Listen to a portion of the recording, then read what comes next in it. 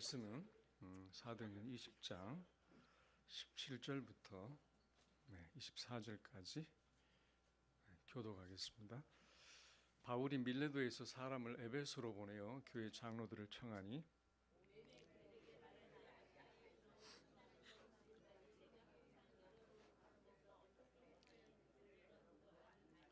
곧 모든 겸손과 눈물이며 유대인의 관계로 말미암아 당한 시험을 참고 주를 섬긴 것과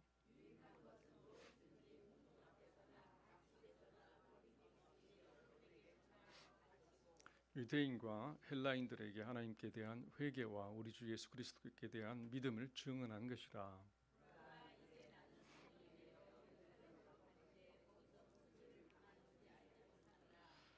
오직 성령이 각 성에서 내게 증언하여 결박과 환난이 나를 기다린다 하시나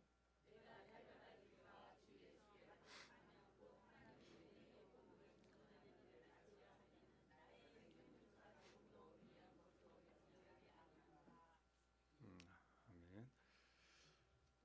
오늘이 20장 사도행전이고 그럼 지난주에는 몇 장이었을까요? 네, 19장입니다. 쉽죠? 네, 19장. 자, 19장에 무슨 내용이 있었습니까? 사도 바울이 에베소에서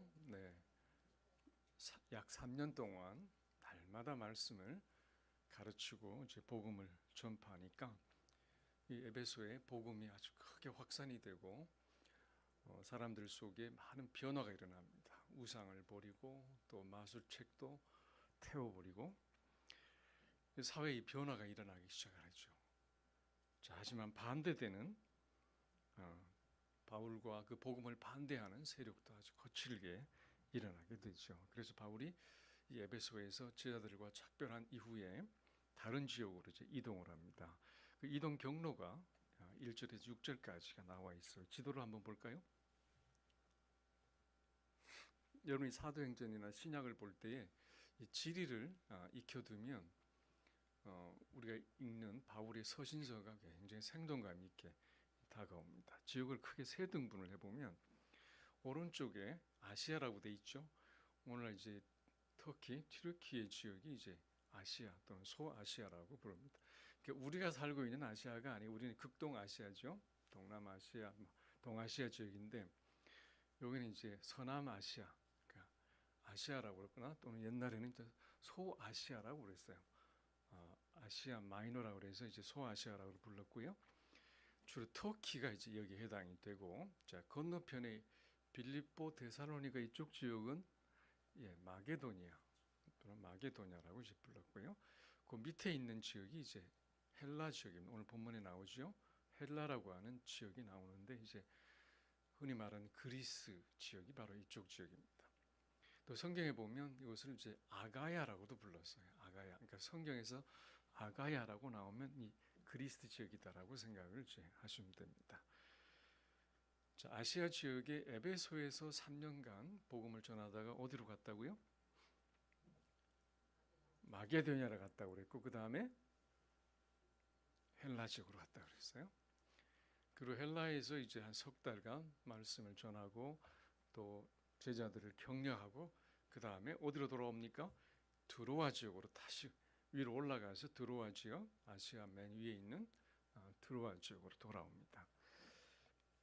자, 7절을 보면 그 주간에 첫날에 우리가 떡을 때려 하여 모였더니 바울이 이튿날 떠나고자 하여 그들에게 강론할세 말을 밤중까지 계속하며, 자, 드로아에 와서 지내는 동안에 언제 모였다고 그럽니까? 그 주간의 첫날에 그랬어요. 신약 성경에서 주간의 첫날이라고 하는 것은 이제 안식 후 첫날을 말합니다. 그러니까 안식일이 토요일이니까 안식 후 첫날이니까 이제 주일이죠. 그들이 첫날에 이제 모였는데 왜 모였을까요? 떡을 떼려 하여 모였더니라고 말씀하죠. 떡을 떼려 하여 모였. 자, 여기서 떡을 뗀다는 말이 무슨 말일까요?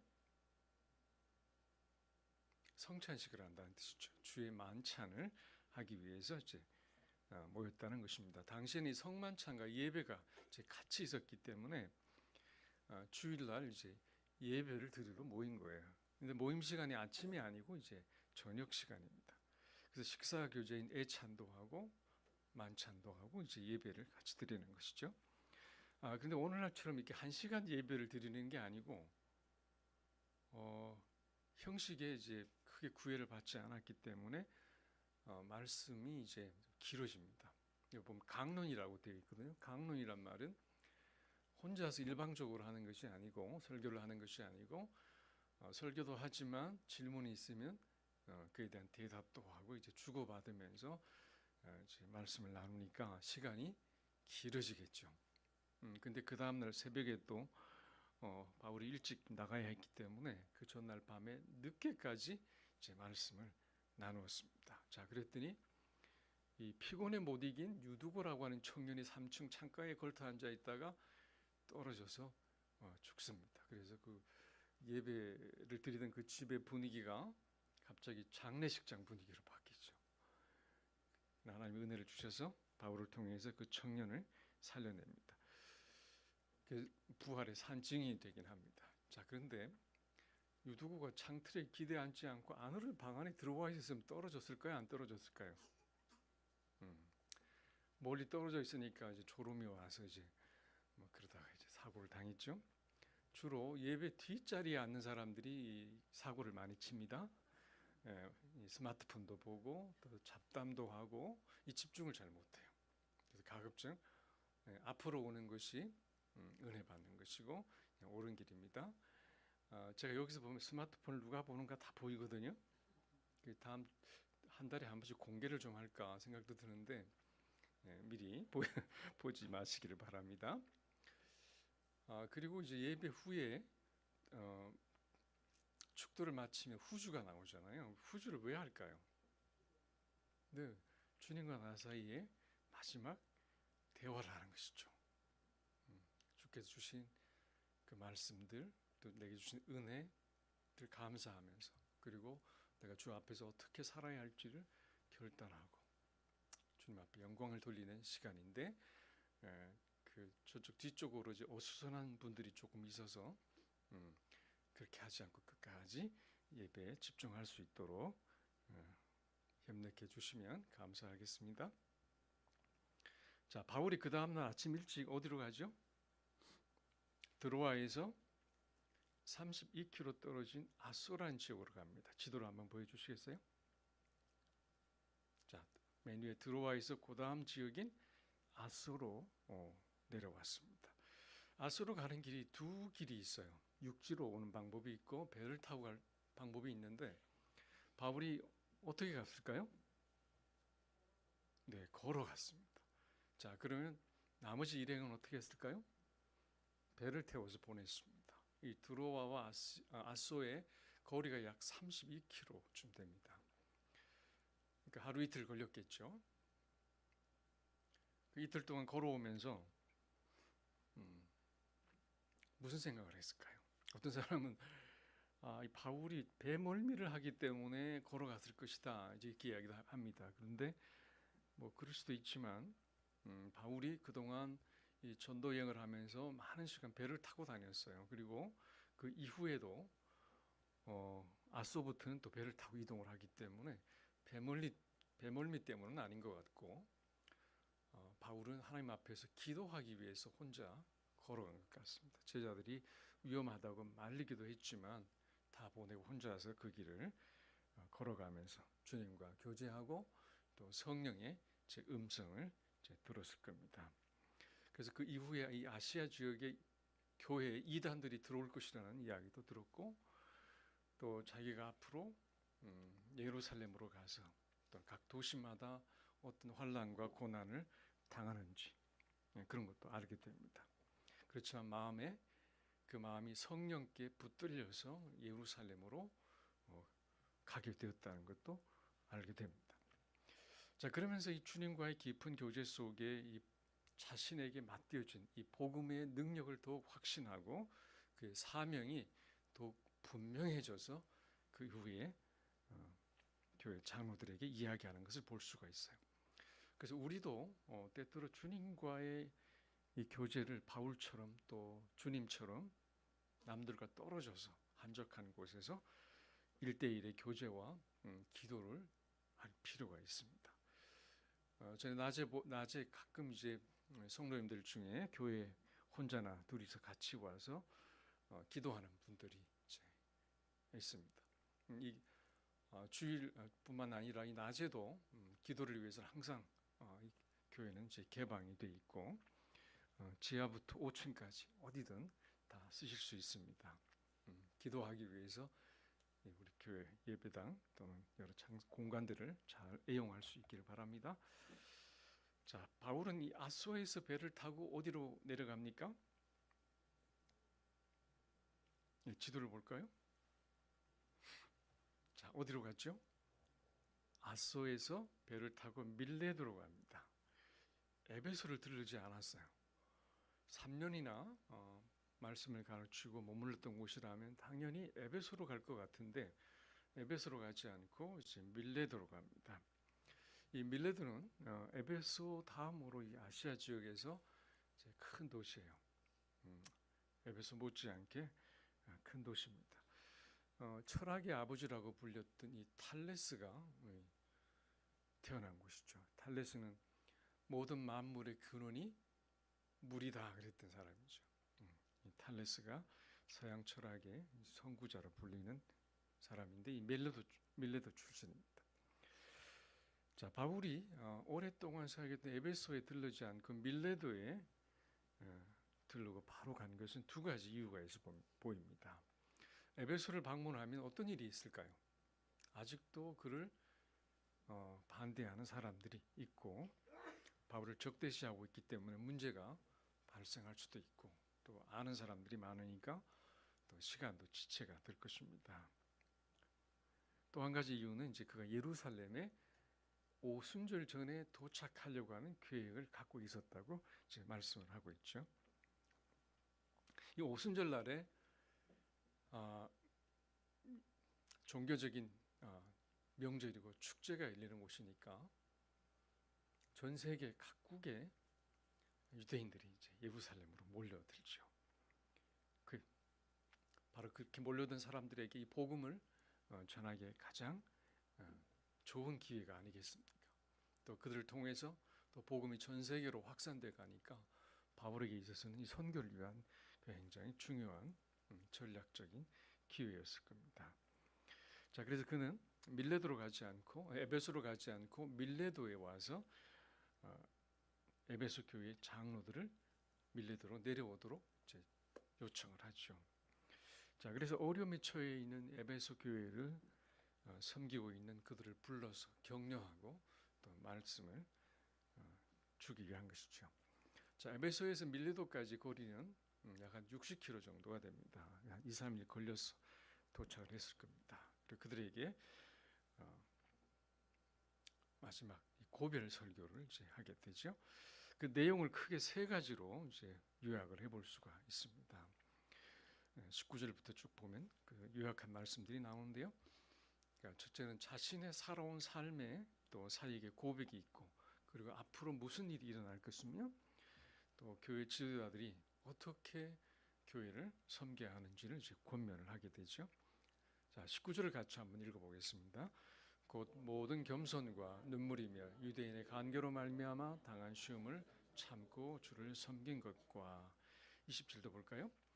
유익한 것은 무엇이든지 공중 앞에서나 각 집에서 거리낌 없이 여러분에게 전하여 가르치고 그랬습니다. 바울은 유대인들의 음모로 인해서 복음을 전하는 이 도시마다 큰 이제 어려움을 시련을 겪죠. 특별히 동족인 유대인들로부터 당하는 그 고통이 이방인들이 당하는 것보다 훨씬 더 크지 않았을까 생각이 됩니다. 심지어 바울을 죽이려고 했기 때문에 너무나 가슴 아픈 일이지만 그것을 참아내고 겸손함으로 눈물로 끝까지 주를 섬기고 또 복음을 위해서 일했다고 하는 것이죠. 모든 겸손으로 주를 섬겼다. 이 겸손이란 말씀은 에베소서 4장 2절에도 이제 나오거든요. 모든 겸손과 온유로 하고 오래 참으로 사랑 가운데서 서로 용납하라. 평안에 매는 줄로 성령이 하나 되게 하신 것을 힘써 지키라 했는데, 교회를 하나 되게 하는데 가장 중요한 첫 번째 미덕이 이 겸손이라는 것을 이제 이야기하는데요. 근데 겸손 앞에 뭐가 붙어 있습니까? 모든 겸손이라고 되어 있어요. 에베소에도 그렇고 오늘 사도행전에도 모든 겸손이라는 표현을 쓰고 있어요. 왜 모든 겸손이라고 그랬을까요? 그것은 어떤 상황, 누구 앞에서나 동일하게 똑같이 가지는 이 내면화된 이 성숙한 겸손을 의미하죠. 보통 사람들은 나보다 센 사람 앞에서는 겸손하고 나보다 약하거나 만만한 사람 앞에서는 좀 교만하게 행동하죠. 근데 바울은 이 모든 겸손에 대해서 늘 생각하고 한결같은 겸손을 유지합니다. 근데 바울은 이 겸손을 어디에서 배웠을까요? 누구에게서 배우겠어요? 주님에게서 배웠죠. 그가 성령의 감동을 입어 기록한 이 빌립보서를 보면 이 겸손에 대해서 나옵니다. 2장 5절을 볼까요? 같이 읽습니다. 너희 안에 이 마음을 품어라. 그 그리스도 예수의 마음이니 그는 근본 하나님의 본체시나 하나님과 동등됨을 취할 것으로 여기지 아니하시고 오히려 자기를 비워 종의 형체를 가지사 사람들과 같이 되셨고 사람의 모양으로 나타나사 자기를 낮추시고 죽기까지 복종하였으니 그 십자가에 죽으심이라. 이 구절들은 빌립보 서신의 빌립보서의 가장 핵심되는 구절들입니다. 단 한 구절을 뽑으라고 그러면 5절을 뽑을 수가 있죠. 너희 안에 이 마음을 품어라. 곧 그리스도 예수의 마음이니. 이것이 빌립보서 핵심 구절이라고 말할 수 있습니다. 예수 그리스도의 마음이 어떤 마음입니까? 겸손의 마음이죠. 삼위일체 성자 하나님의 본체이시고 근본이 하나님이시지만 자기를 비워 종의 모습으로 사람이 되시고 사람들을 위해 고난의 십자가에서 죽기까지 완전한 겸손으로 하나님의 구속의 사역을 받으셨던 주님의 그 겸손의 비밀을 알던 사람이 바로 이 바울이었어요. 그러니까 주님을 생각하면 내 마음이 높아질 수도 없고 흩어질 수도 없고 교만해질 수도 없는 겁니다. 바울은 그 겸손의 비밀을 알았고 또 모든 성도들이 그 모든 온전한 겸손을 배우기를 원했던 것이죠. 언제 튀어나올지 모르는 내 속의 교만함을 다스려줄 그 겸손의 능력을 그는 갖고 있었습니다. 우리도 그 겸손의 능력을 소유하면 주의 뜻을 온전히 이루어가는 사람들이 될 수 있을 것입니다. 옆에 분에게 너 조금 교만하지? 우리 주님 좀 같이 닮아볼까? 온전한 겸손을 갖도록 우리가 주님을 늘 묵상하고 배워가고 나의 멍에를 베고 내게 배우라고 주님 말씀하실 때 이렇게 말씀하셨어요. 나는 마음이 온유하고 겸손하니 나의 멍에를 메고 내게 배우라 그랬습니다. 이 겸손은 주님과 동행할 때 우리 속에서 맺을 수 있는 미덕입니다. 그러므로 이 기독교의 모든 미덕은 이 겸손의 미덕 위에 세워져 있어요. 어떤 것도 이 겸손의 미덕을 떠나는 순간 더 이상 기독교의 미덕이 안 됩니다. 사랑조차도 이 겸손하지 않으면 더 이상 사랑이 아닌 것이죠. 겸손이 없는 사랑을 받아보신 적이 있나요? 그 사랑을 받으면 굉장히 치사할 거예요. 좀 비굴하게 느껴지고. 겸손 위에 이 미덕이 모든 미덕이 세워져 있습니다. 두 번째 바울의 메시지는 바울이 주님께 어떻게 헌신하고 또 맡겨주신 사명을 어떻게 할 것인지 어떻게 감당할 것인가를 고백을 하죠. 24절을 같이 읽어보겠습니다. 내가 달려갈 길과 주 예수께 받은 사명 곧 하나님의 은혜의 복음에 정한 일을 마치려 할 때에는 나의 생명조차 조금 더 귀한 것으로 여기지 아니하노라. 달려갈 길과 예수께 받은 사명, 그 일을 마치려 하면은 나의 생명조차도 조금 더 귀한 것으로 여기지 아니한다.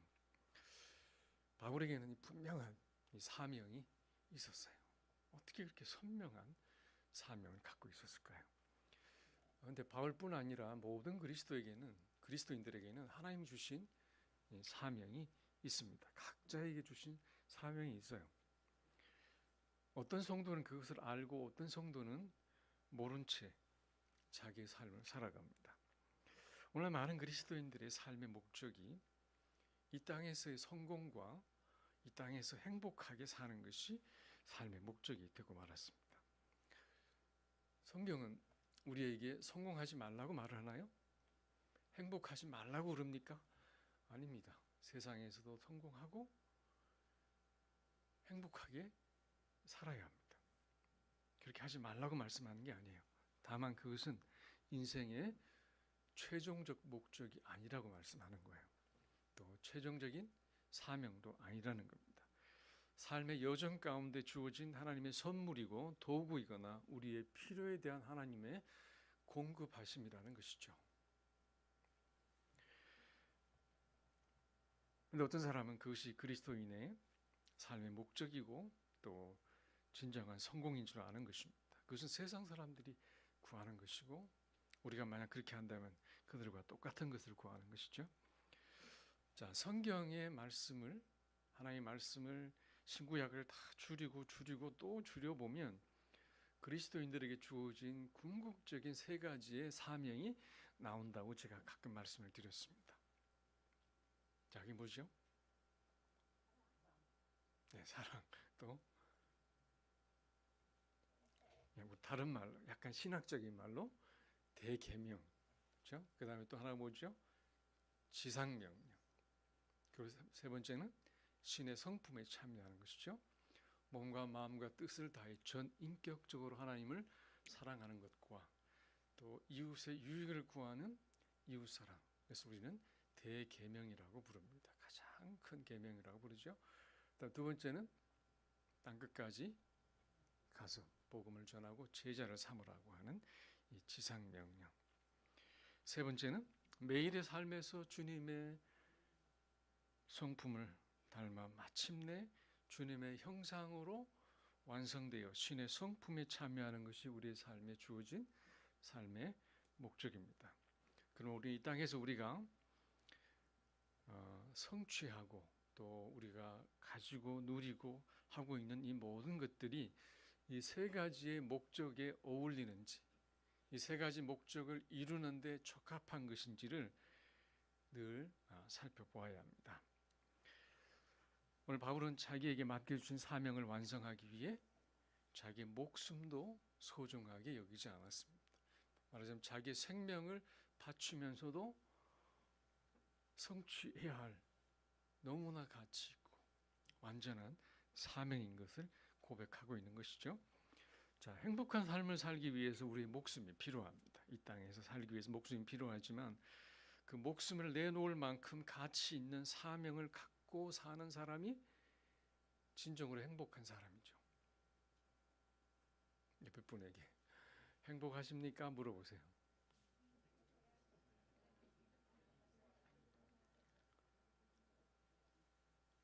물론 소소한 행복도 나름 좋은 것이죠.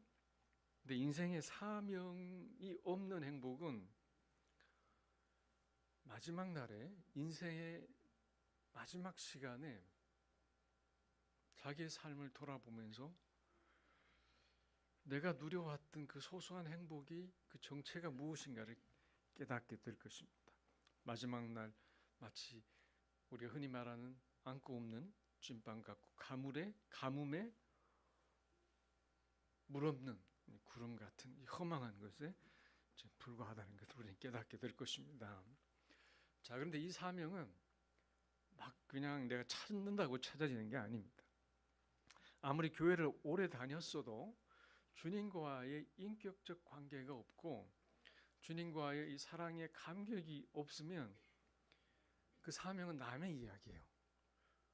내가 보고 가르쳐주고 뭐 별것을 다 보여주어도 내 것이 될 수가 없습니다. 갈라디아서 2장 20절에 보면 내가 그리스도와 함께 십자가에 못 박혔나니 그런즉 이제는 내가 사는 것이 아니요 오직 내 안에 그리스도께서 사시는 것이라. 이제 내가 육체 가운데 사는 것은 나를 사랑하사 나를 위하여 자기 자신을 버리신 하나님의 아들을 믿는 믿음 안에서 사는 것이라. 바울이 고백한 주님과 연합된 자신의 삶에 대한 이런 연합된 깊은 확신과 경험이 있는 사람들, 주님이 내 안에 살고 내가 주 안에 살면서 주님의 비전이 나의 비전이 되고 주님의 사명이 나의 사명이 되고 세상을 향한 그 마음이 주님의 마음이 내 마음이 되는 그 사람 속에 이 사명이 발견이 되는 것입니다. 바울은 그분의 죽음이 나의 죽음이고 부활이 나의 부활인 것을 알았어요. 더 이상 자기를 위해 살지 않고 그리스도와 연합되어 그리스도의 주신 그 사명을 갖고 사는 것이죠. 바로 그 주님의 사랑을 아는 사람은 죽어나 사나 그 사랑의 감격으로 주님이 자기 몸에서 존귀하게 되기를 원하고 주님의 맡겨주신 그 사명이 이루어지기를 원하기 때문에 그 사명이 유언처럼 생생해요. 목숨을 바쳐도 아깝지 않아요. 우리에게 그런 사명이 있는지 사도 바울은 우리에게 묻고 있는 것입니다. 예수님을 나의 주님과 하나님으로 인식하지 못하고 그 연합됨을 누리지 못하고 주님이 보여주시는 인생의 목적을 갖지 못한 사람이 어쩌면 교회에서 가장 불행한 사람이 아닐까요? 여러분, 사도 바울은 오늘 사도행전에서 자기의 달려갈 길을 알고 맡겨진 사명을 위해 목숨도 아깝게 여기지 않고 그렇게 달려갈 것이라고 고백을 합니다. 자, 그러면 바울은 끝까지 이 사명을 끝까지 살아냈을까요? 그의 인생의 마지막 서신인 디모데후서를 한번 보겠습니다. 4장 6절을 보면 같이 읽습니다. 전제와 같이 내가 벌써 부어지고 나의 떠날 시각이 가까웠도다. 이 전제라는 것은 민수기 15장에 나오는 말씀인데요. 이 전제라고 하는 것은 이제 하나님 앞에 제사를 올려드릴 때 맨 마지막에 그 제물에 부어드리는 이 포도주를 말합니다. 바울은 자신의 순교의 피로 하나님 앞에 마지막 제사처럼 올려 드려서 향기로운 화제가 되기를 원했던 것이죠. 그래서 그가 이제 순교를 당할 것이라는 것을 이제 알고 있었고 곧 자신이 죽을 시간이 가까웠다는 것을 이제 알게 된 것입니다. 자, 그것을 알게 되었을 때 바울은 그 다음에 이렇게 고백을 합니다. 7절을 한번 읽어볼까요? 디모데 4장 7절. 나는 선한 싸움을 싸우고 나의 달려갈 길을 마치고 믿음을 지켰으니 그랬어요. 싸움을 싸우고 또 달려갈 길을 마치고 믿음을 지켰다 그랬어요. 우리말에는 이제 현재 완료라는 게 없는데 이 헬라어나 영어에는 그게 있어요. 과거부터 지금까지 쭉 유지되고 있고 지금도 영향을 끼치고 있을 때 우리가 그래서 현재 완료형이다 그러는데 영어로 한번 볼까요? 거기 보면 I have fought the good fight라고 돼 있어요. 지금까지 선한 싸움을 싸웠고 지금도 싸우고 있다고 말하는 거죠. 그 다음에 I have finished the race 그랬어요. 경주를 지금까지 해오다가 마쳤다 그런 것이고 그 다음에 I have kept the faith 뭐예요? 지금까지 믿음을 지켜왔고 지금도 지키고 있다. 이제 그런 의미예요. 이 선한 싸움과 경주와 믿음 앞에 뭐가 붙어 있냐면 이 더라고 하는 정관사가 붙어 있어요. 우리 말에는 없어요.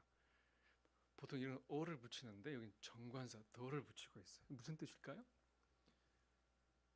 그 믿음, 그 경주, 그 싸움. 예수 그리스도께서 내게 맡겨주시고 보여주신 그 사명을 이야기하고 있는 것입니다. 그 싸움을 싸웠고 그 경주를 마쳤고 그 믿음을 지켰다는 것이죠. 바울은 그것이 분명했어요. 주님이 내게 맡기신 싸움, 내게 맡기신 경주, 내게 주신 그 믿음을 한눈 팔지 않고 타협하지 않고 순결하게 끝까지 지켜내었다는 것입니다. 우리도 바울처럼 그렇게 살아낼 수 있을까요? 혹시 바울 같은 그런 사도들만 가능한 것이 아닐까요? 근데 8절에 뭐라고 말씀합니까? 이제 이후로는 나를 위하여 의의 면류관이 예비되었으므로 주 곧 의로우신 재판장이 그날에 내게 주실 것이며, 그다음 같이 읽습니다. 내게만 아니라 주의 나타나심을 사모하는 모든 자에게니라. 이 믿음을 지켜온 사도 바울에게 의의 면류관이 예비되어 있습니다. 그런데 그것이 바울만이 아니라 주의 나타나심을 사모한, 주님이 다시 올 것을 기다리는 모든 사람들을 위하여 예비된 것입니다. 평범한 모든 성도들에게도 그것이 허락되어져 있으며 그렇게 살아낼 수 있고 성취할 수 있는 삶이라는 것을 분명하게 이야기합니다. 여러분, 디모데후서 4장 6절에서 8절까지 전제와 같이 내가 벌써 부어지고 나의 떠날 시간이 가까우고 선한 싸움을 싸우고 달려갈 길을 마치고 믿음을 지켰으니 이제 후로는 나를 위하여 의의 면류관이 예비되었으므로 주 곧 의로우신 재판장이 그날에 내게 주실 것이며 내게만 아니라 주의 나타나심을 사모하는 모든 자에게 도니라.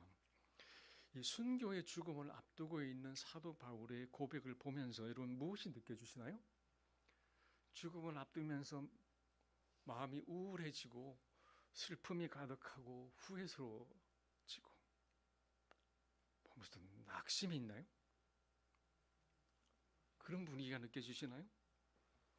주님이 맡겨주신 이 사명을 충성스럽게 감당하고 이후에 의의 면류관이 있는 영광스러운 삶에 대한 깊은 확신의 고백이 있지 않습니까? 자신의 죽음을 예견하지만 오히려 그의 마음은 기대감이 가득 차 있습니다. 이 죽음을 앞둔 이 사명자의 마음 속에 이 기쁨과 행복이 느껴지지 않으십니까? 내가 이렇게 살아왔고 이후에 내가 어떤 면류관을 받게 될지 그 기대감이, 난 정말 잘 살아온 것에 대한 기쁨과 행복이 그 마음속에 충만해 있어요. 나뿐 아니라 그러므로 여러분도 그렇게 살 수 있고 여러분도 나처럼 인생의 마지막을 이렇게 장식할 수 있다고 도전하고 있습니다. 이것이 이 세상에서 맡겨주신 사명을 발견하고 충성스럽게 끝까지 감당한 사람이 누리는 특권이 아니겠습니까? 평생 행복하게 살아왔다고 자부했는데 마지막 죽음 앞에서 나는 왜 그렇게 살았는가? 그런 후회가 내 마음을 사로잡는다면 얼마나 비극이고 내 마음이 불행하겠어요. 근데 바울은 우리에게 여러분도 나처럼 될 수 있다고 말씀하는 겁니다. 어떻게 우리는 바울처럼 살아갈 수 있을까요? 바울의 세 번째 설교의 주제가 이 교회 지도자들에게 전달이 됩니다. 31절을 보면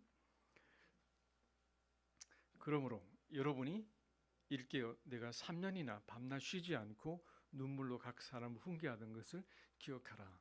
지금 내가 여러분을 주와 및 그 은혜의 말씀에 부탁하노니 그 말씀이 여러분을 능히 든든히 세우사 거룩하게 하심을 입은 모든 자 가운데 기업이 있게 하시리라.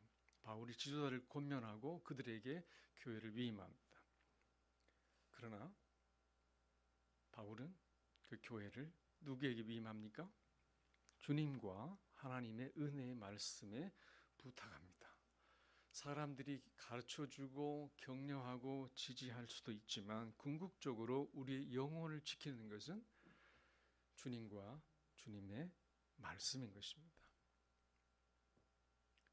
믿음이 약해지고 영성이 떨어지고 이타적이 아니라 이기적이 되고 마음이 세속화되고 죄에 밀리고 자기 욕심과 이기심과 교만이 차오르고 분별력이 없어 이단에 넘어가는 것 모두가 말씀이 없기 때문이죠. 듣기는 들어도 깨닫지 못하고 듣긴 들어도 내 마음에 간직하지 않고 말씀을 보는 것보다 오히려 다른 것에 너무나 많은 말씀을 빼앗기면서 마음을 빼앗기면서 우리 속에 말씀이 거하지 않고 역사할 수 있는 말씀이 없을 때 우리는 세속화되고 믿음의 영성이 떨어지는 것이죠. 바울처럼 우리도 주님과의 깊은 영적 관계 속에서 주님을 닮아가면서 내게 주신 사명을 발견하고 마지막까지 승리의 경주를 하게 할 수 있게 하는 것은 바로 이 말씀의 능력입니다. 그러므로 우리는 매일매일 먹는 밥처럼 말씀을 먹고 묵상하고 또 배우고 공부하고 또 말씀으로 함께 나누고 교제하면서 그 말씀을 적용을 해야 되겠습니다. 매일의 그 말씀과 기도가 바울처럼 우리도 마지막까지 승리하게 할 것입니다. 옆에 사람을 격려하십시다. 말씀 안에서 우리 승리합시다. 네. 끝까지 승리합시다.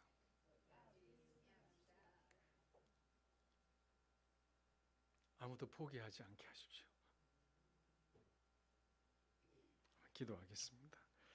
한 1, 2분 정도 기도하겠습니다. 말씀과 기도 가운데 주님과의 깊은 교제를 가지고 주님이 내게 주신 사명을 발견하고 그 사명을 이루는 진정한 행복자가 될 수 있게 해주시도록 한 1, 2분 같이 기도하겠습니다.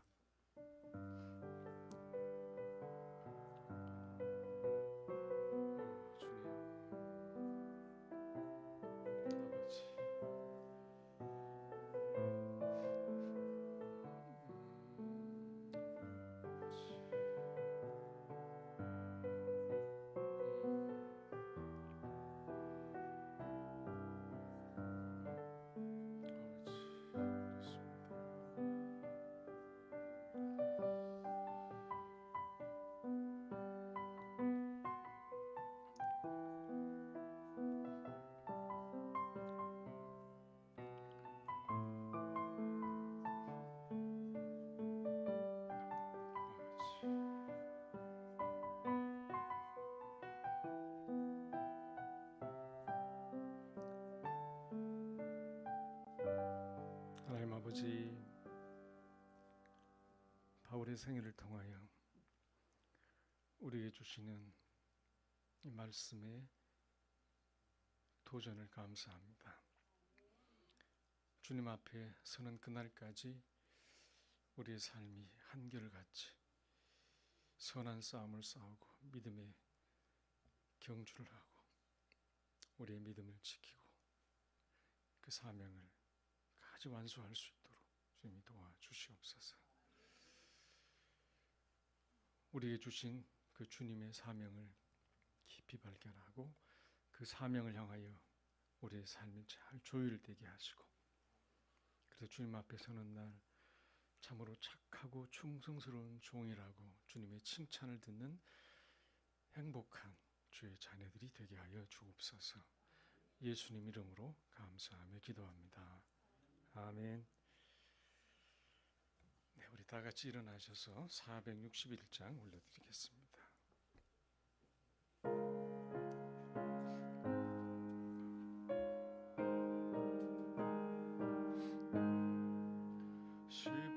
십자가를 질 수 있나 주가 물어보실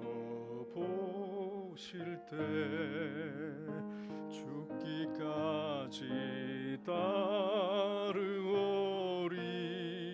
성도 대답하였다.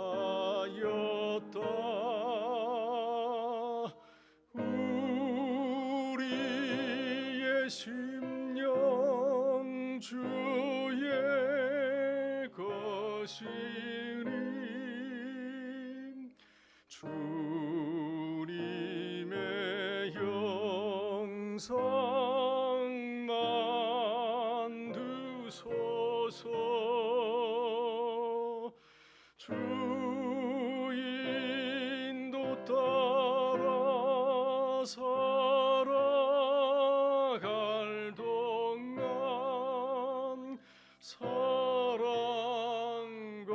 충성 늘 바치오리다. 너는 기억하고 있나 구원받은 강도를. 그가 회개하였으니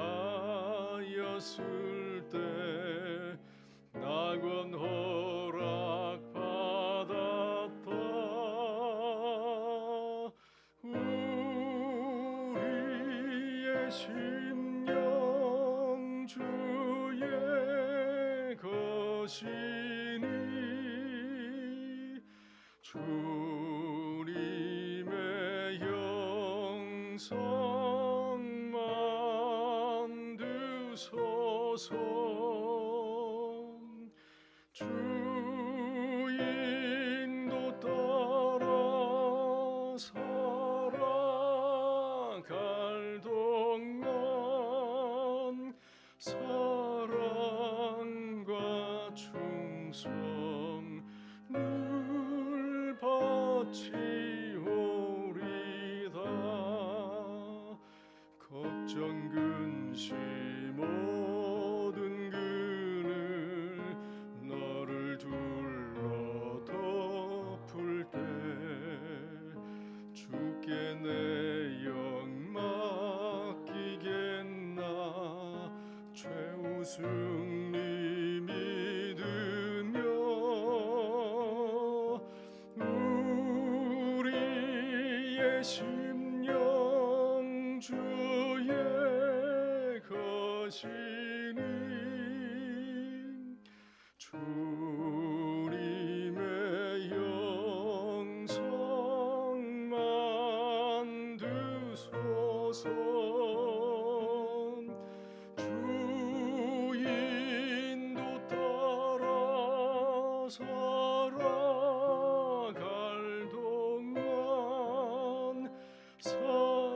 사랑과 충성 늘 바치오리다. 이런 일 다 할 수 있나.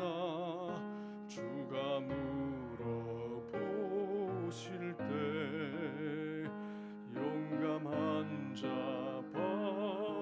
바울처럼 선뜻 대답하리라.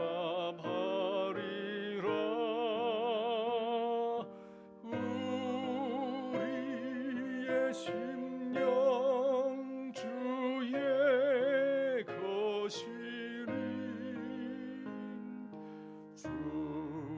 주님의 영성만 두소서. 주 인도 따라 살아갈 동안 사랑과 충성 늘 바치오리다.